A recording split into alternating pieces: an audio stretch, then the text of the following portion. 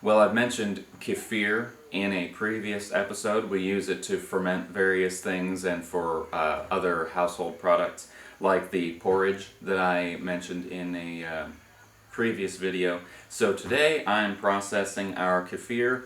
I've already done some, that's why the equipment is dirty, so I'm not using dirty equipment, it's just I've already done it today. Just finished up some.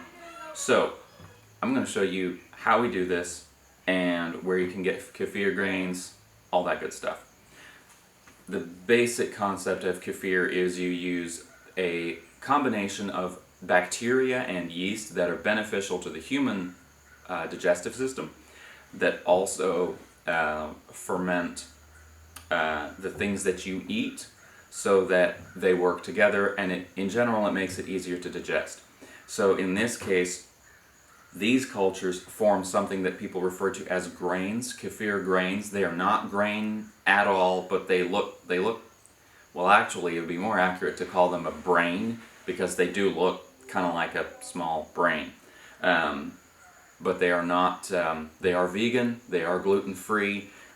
You can do a dairy-free version. It doesn't work as well, and usually it needs to be refreshed with dairy milk every once in a while because it prefers lactose. So we use a whole fat milk and not ultra pasteurized. I've experimented with ultra pasteurized milk and they don't do nearly as well. It eventually kills them. So this, what we did, well, I'll show you the process. So this is done. So we take this, it's thicker than regular milk. The thickness of it will depend on the, whoops, don't want to spill that there. The thickness of it, its consistency and its taste will depend on the weather and many other elements such as the humidity, the ambient temperature, the health of your grains, the quality of the milk. This is just regular homogenized pasteurized milk, so there will be no cream separation.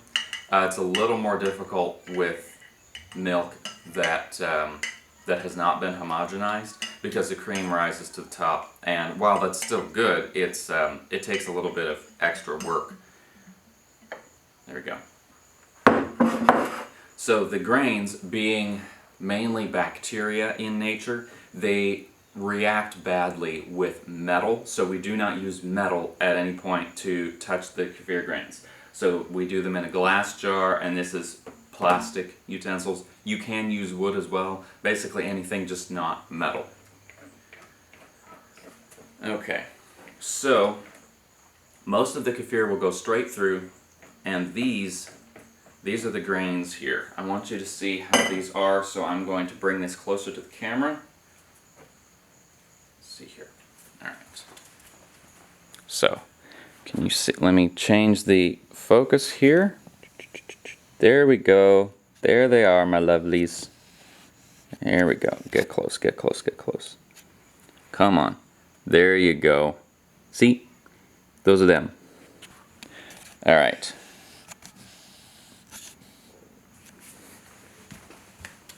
Great. So those are kefir grains. Those are the bacterial colonies that process this kefir. Now, what in the world am I talking about? There's bacteria and yeasts and all sorts of microorganisms in your digestive system. I won't go into the science behind it, but in essence, you need them and they need you. They are also present in the air and in other parts of the natural world, so at some point, human beings, and we're not sure when, and across multiple cultures at the same time, they found a way to isolate those bacteria. This is before the Industrial Revolution. This would probably have been around the same time that people learned how to make alcohols like beer, or to make other fermented products like yogurt or kombucha or kimchi. Probably happened around the same time and in a similar process. We just don't know when that was or how they did it. So kefir grains are one of those products. So these, we're going to take these, we put them in here, clean glass jar. In good weather, which is to say between 60 and 90 degrees and decent humidity, a tablespoon of kefir grains will do a gallon of milk in about 24 hours. When you get to the higher range, like 90 degrees outside, they will do it faster, so you need less kefir grains. And as it gets colder, like when it goes down into the 60s, you will need more. So it's getting colder, so I'm going to keep these grains. They reproduce very quickly. It really depends on the temperature and all the other factors. But if you have too many, you can eat them. They don't taste like much, but they are good for you.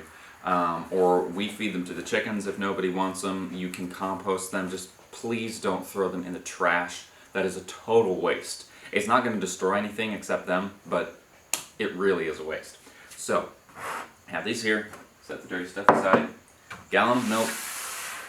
Organic would be preferable, but we have a large family to feed, so for us we have to balance the cost with the quality of the product. So, here we go. Whoops, don't want to splash any. So this is going to sit covered in a place that is not exposed to sunlight. Direct sunlight is generally an antibacterial agent. I'm not sure what the science behind it is. I couldn't fit all of that in there, but that's okay. Not sure what the science behind it is, but ooh, I need a clean cloth. It's not touching it, so I'll just do this to keep the bugs off for now, but I am going to get a clean cloth. So you'll take a clean cloth, put a rubber band on it. So don't subject this to sunlight. Keep it in a place where the temperature is generally stable, but it needs good airflow. If it does not have good airflow, the bacteria, the gases that they produce will not off-gas properly. They do not off-gas in a toxic manner. They're not like certain fruits or like your trash can. Basically, your trash can produces worse gases than your kefir will, but they do produce some gases, and mainly you need them to escape from the grains, otherwise it can harm the grains. So what do we use kefir for? Well, we drink it. It can be sweetened, or I like to do it with a pinch of salt and several grinds of black pepper. We use it in place of yogurt for fermenting products such as porridge. You can strain it through a cheesecloth to make sort of a cream cheese, and then the liquid that drains off is whey, which then we use to ferment vegetables such as when we do sauerkraut or kimchi or carrots, or we recently did a turnip kraut, beet kvass. All of those I may have videos on with recipes for them later. So, that was a lot of information. To sum it all up, bacteria, certain bacteria are good for your gut. We use some of those bacteria as kefir grains. You put them in milk and leave them in a warm, warm, ventilated place out of the sunlight for about 24 hours. Don't touch them with anything metal, and you can strain them every single day, and they don't take any further maintenance. And you can use them to ferment just about anything, plus kefir. Kefir is really good. It has a different taste than yogurt. It's quite a bit thinner than yogurt. Also, kefir that you make in your home is going to be better for you than yogurt that you purchase in the store, because yogurt you purchase in the store only has 2 bacterial strains. This can have as many as 100. It will use the core kefir strains, and then it will pull in beneficial bacteria from the air. So kefir is great. It takes less work than yogurt, and it actually has a wider bacterial profile. So it's a good thing. Where to get kefir grains? They don't store well, and they don't have a long shelf life, so you will very likely not find them in stores. Ask a friend, or you can find them online. Usually they're freeze-dried. They will come with instructions on how to get them going. If you have any questions, if I left something out, if something's confusing, or if you make kefir and have something to add, put it in the comments.